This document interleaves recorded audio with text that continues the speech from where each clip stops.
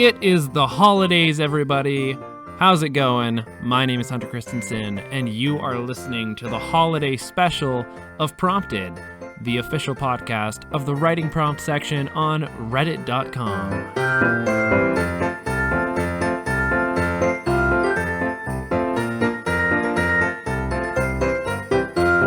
Merry Christmas and Happy Hanukkah and joyous whatever holiday it is that you do or do not celebrate. This is an exciting time. Hopefully you have some time off of work or school or whatever it is you do so that you can get together with family or friends or whoever it is that you care about, your cats, if that's who you like spending time with. Hopefully you have some time to just relax and enjoy the holidays. And we're going to help you to do that with this episode. So light up a fire, sit on a lazy boy, wrap yourself in a blanket, and enjoy the holiday-themed show that we have for you today. As you know, this show is all about creative writing and sharing the stories that people have written on our website, Writing Prompts. And also, each episode we have an interview with a writer or a person of interest from our community. All of this towards the goal of inspiring you to get out there and write and create your own stuff and give you that spark of inspiration that you need. Just a quick housekeeping note. Last week we introduced a feature of the show where we shared an exclusive prompt and you guys responded to that prompt and we said we were going to read some of those responses on the next episode. We are going to continue that feature next episode and not share those responses this episode, just so you know right off the bat and you're not waiting to the end of the episode only to be disappointed. So with that, let's get right into the first story that we have. And our first story was written in response to this prompt. A dyslexic child accidentally sends their Christmas list to Satan. Surprisingly, they got what they wanted, but there is a catch.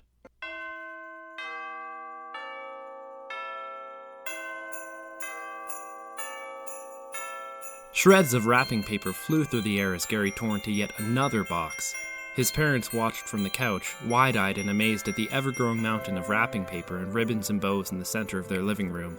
And not to mention the thousands and thousands of dollars worth of toys that had miraculously appeared under the Christmas tree last night. "Did you win the lottery or something and not tell me?" Martin whispered to his wife. "Where did all of this come from?" They'd been scrimping and saving for months to buy Gary that new video game system that he wanted, and they'd still been about $100 short by the time Christmas came around. So they got him a new bike instead.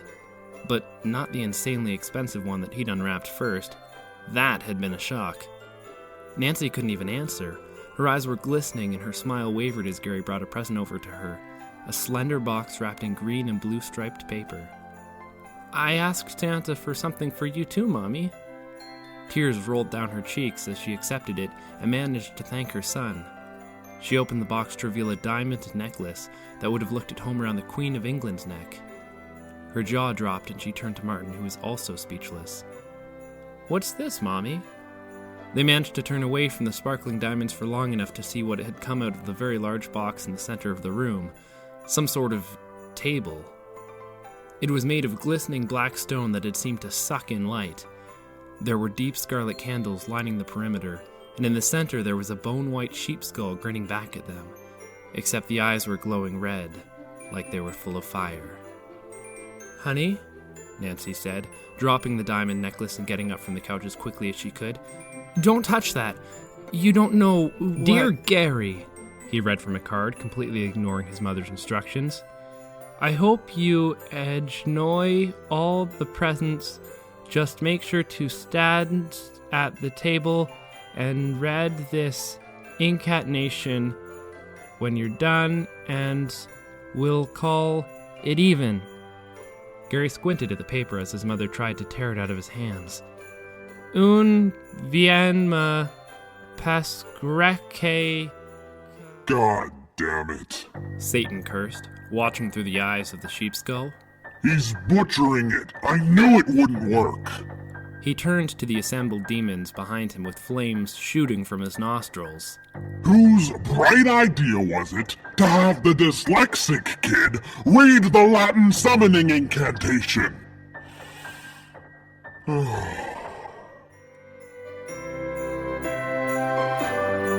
That story was written by Luna Lovewell.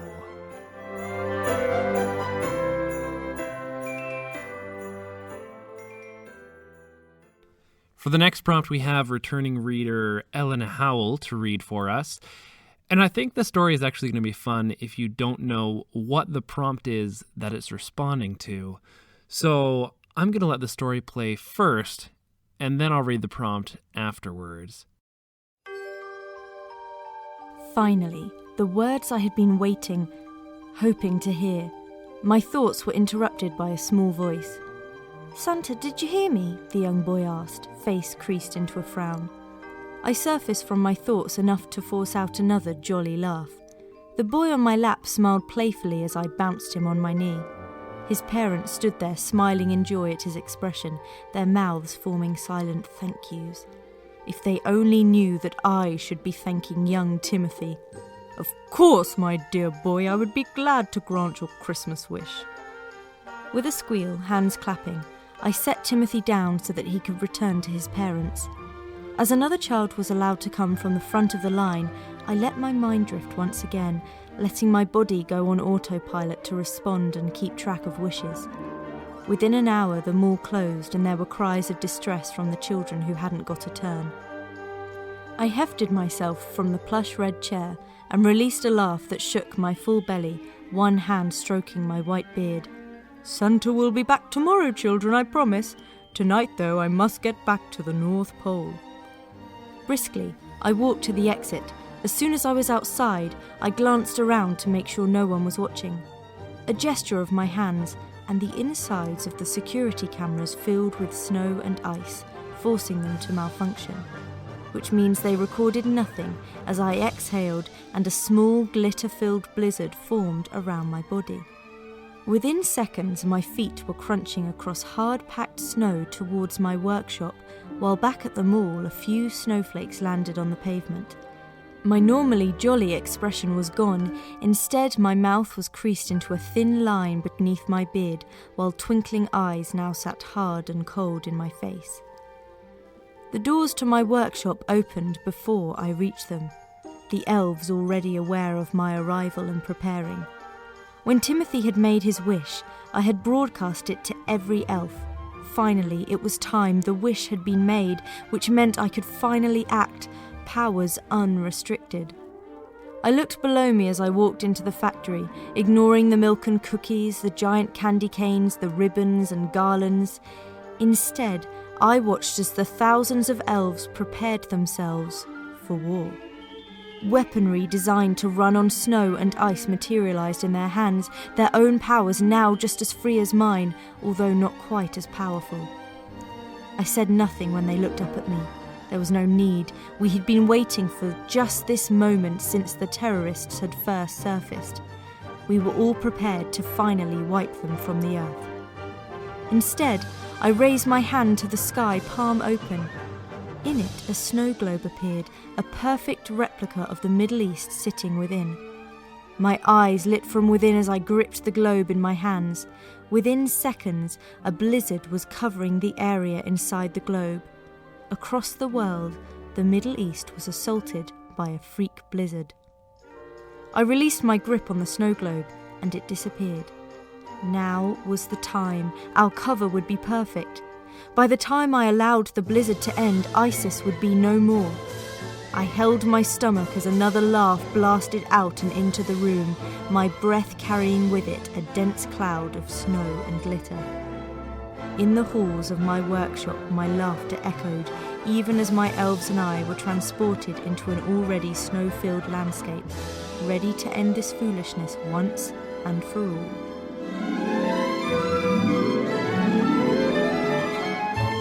That story was written by JustLexx in response to this prompt. Santa asks a child on his lap what he wants for Christmas. To destroy ISIS, the child replies.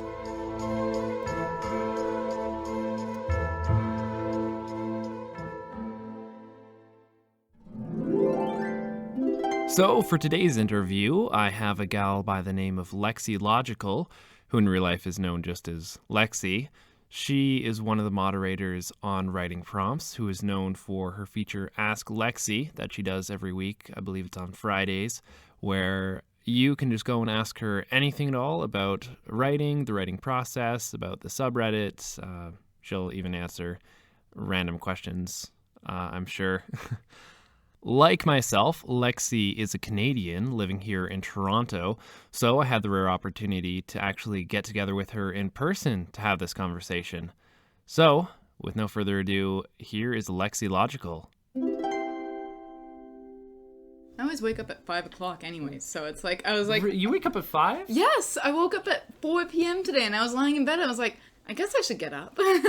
So, what is it that you do for work, like in your everyday life? This is it. Like, literally it. Yeah? Yeah. So, it's like, because I don't have anything else to do, because I don't go to a job, I just basically stay up as late as I want, and then write, and then, because if I'm writing, then I'm getting stuff done, and then I sleep at 7 a.m. in the morning. I'm like, yeah, I should probably do that thing. Yeah, it sounds like you're living the dream. Kind of. That's what people go for. And people go for it, but I think they want more money when they do it. Yeah, fair enough. So you're from Toronto, you said? Yes, I'm from Toronto. And when and why did you start creative writing? Started creative writing basically because I didn't want to be doing computer science anymore. I don't want to go through that whole job searching process again. Let's just go do writing. So that's when you started getting into writing, or when you were when you were a kid, did you ever do any creative writing? Like I did a bit in class because, it was homework. So when did you get into writing prompts? Was that what inspired you to get into writing, or? February 2014. And there's a calendar around here if you really want me to track that down to the date. And I had a calendar and I was actually crossing off the days. I was like, I'm going to do it every single day. Yeah. And so somewhere around there's a calendar that just has X's. So you found it in February and you remember because you said I'm gonna respond to a prompt every single day, and I crossed that day off on the calendar, and that calendar's still hanging around here somewhere, and it's got 4 months of just X's. Wow. So how did you find that affected you writing every single day? Did you get better from day one? It worked, yeah. Yeah. Well, 'cause a lot of it when it comes down to it is you need to have better discipline than motivation, because if you have motivation to do something, then basically you end up, it runs out. You come up and you're like, oh, but I'm tired today, or I'm sick today, or I don't want to do this today. But if you have discipline, then you do it every single day regardless of, I don't feel like doing it today. And that's the hard thing, is continuing to do it even when you don't want to. Yeah. So how is it that you found that discipline? I'm pretty impressed, actually, that you're able to respond every single day for 5 months, you said? Was at least a 100-day streak, I think, so. Wow, that's pretty dang good. So what is it for you that, I guess, gave you that discipline those times when you felt you didn't want to write, but you just did it anyways? Well, once you've got, knowledge that you've got 100 straight days behind you, you're like, I gotta write something. I gotta write something. The pressure to keep it up, yeah. Yeah, basically that. And sometimes it wasn't actually that very significant. There's a bunch of it that's just, 1 or 2 paragraphs, and I was like, that's good enough. I'm done. I don't know what I'm doing today. Yeah, at least you did it on that day. Or some really bad poetry sometimes, Yeah. But, just get it out there regardless of the quality. Exactly. So you do something called Ask Lexi. Maybe you can explain a little bit about that. Well, okay. So basically, it came out that there's a chat room, and in the chat room, everybody always comes in and they always have the same questions. And it's I'd gone over 1,000 times, how do you start writing? How do I get better at writing? How do I start a story? And I was just finally I was just I'm tired of writing out 6-page answers every time a new person comes into the chat room. So I was I was just doing it for my own benefit. I started writing it out on my blog, and I was okay, that's how you do this all. This is the full answer of what I would say if someone came in today, and then Survivor Type was well, we're thinking about doing some other posts here about, I don't know, stuff. We should do more regular postings. And I was well, I started doing this on my blog, and he was yes, you're doing that now. I was okay. And so since then, you do it every week, is it? Tries to be every week. Yeah. It's not especially consistent. Yeah. Well, that's really cool. And so basically on there, people just ask questions and you respond to them about writing in general? Yeah, pretty much. Yeah. Or sometimes they get really weird and start asking me bizarre questions, and I don't know. I'll answer those two. So obviously you've been writing for a while now, and you do the whole Ask Lexi thing. So you've had a lot of interaction with newer writers. Yes. What is the best piece of advice that either you've given to new writers or that you have received yourself? To just start doing it. Like, there's no way you can just prep to do it. At some point, you just have to suck it up and start writing. And you have to keep writing, too. Like, you can't just write once and then be like, okay, I did it, we're done. No, you just have to keep doing it and doing it and doing it. And I mean, like, I have stuff that I thought was amazing in the beginning, and I look back on now, I'm like, I don't even want to read that. What was I thinking? I don't know. That's terrible. And then But you learn, right? You learn. So what is it about the act of writing itself that you enjoy? Well, sometimes I think I don't actually like writing as much as I just like reading, and I just like the idea of creating things that people can read. But I like making things that people think about and they don't quite get, and they have to make their own theories about what's happening. Well, unfortunately, I think we're out of time, but thank you so much for sitting with me and letting us be able to have this conversation. Oh, no problem.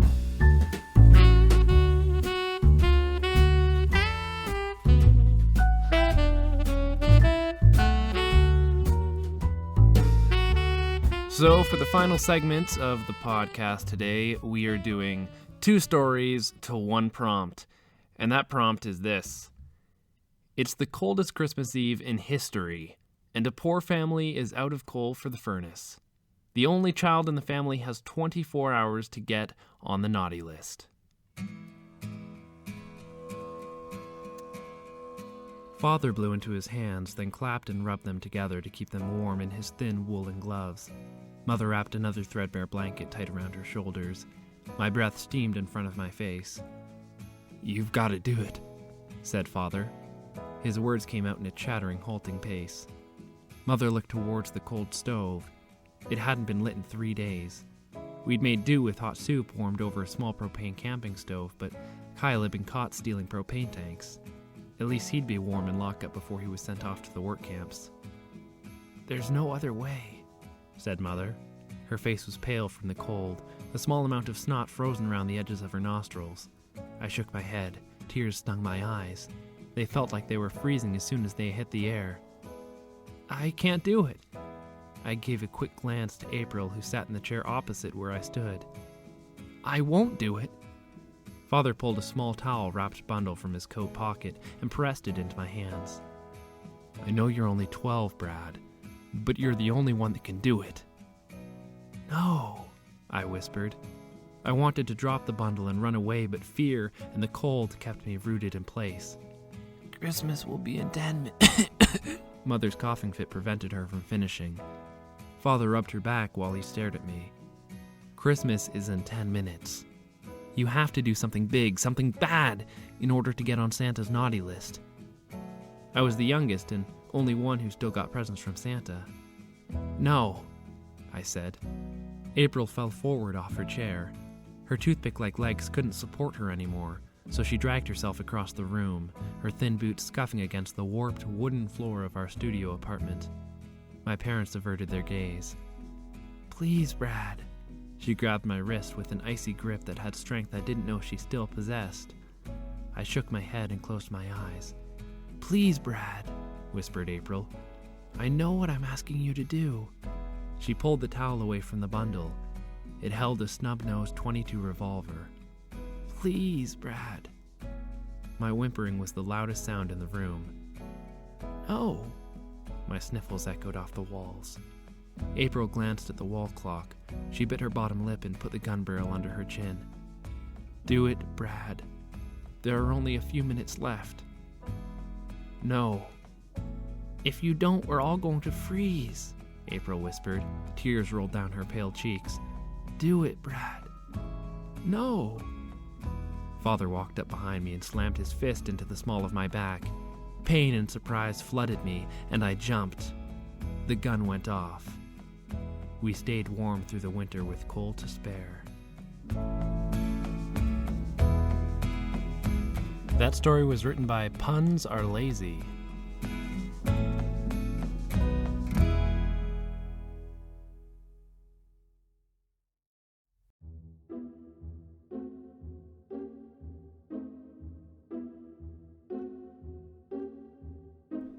Tiny Tim was on a mission to save his home. He knew the risks, and he was willing to play the game. He had given everything all year to get on the nice list.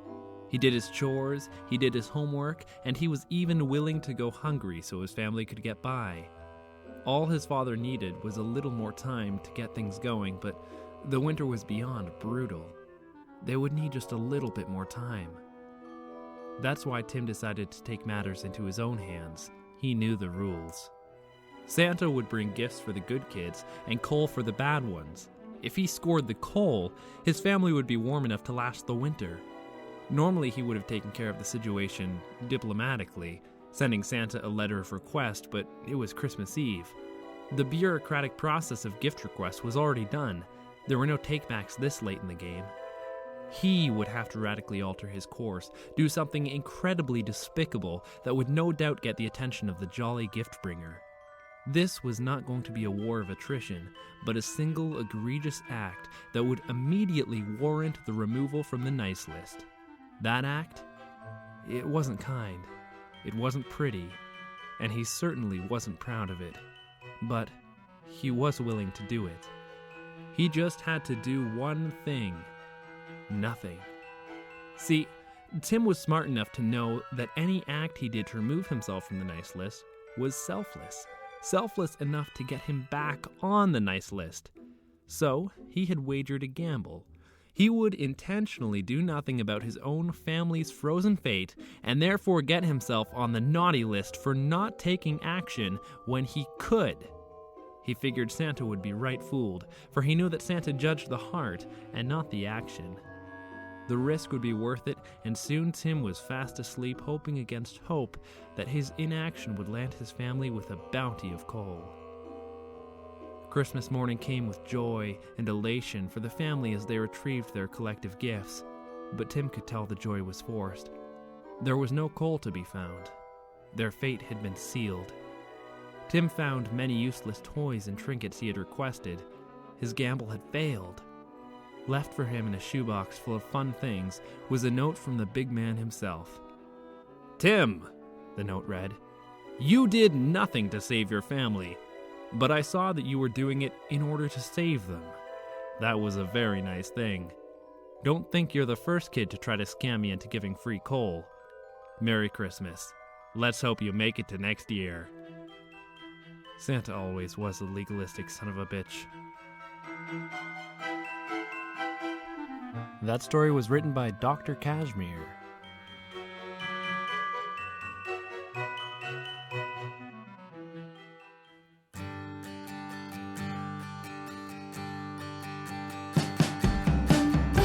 And that is the end of our holiday special. Thank you so much for joining with us this week. This show is produced and hosted by myself and Christensen. Thank you so much to Eleanor Howell for reading once again for us. If you are interested in any of the stories that were read on the show, you can check out the show notes to find those writers and read more of the things that they have written. And that's all I got for you. Enjoy the holidays, everybody, and stay creative.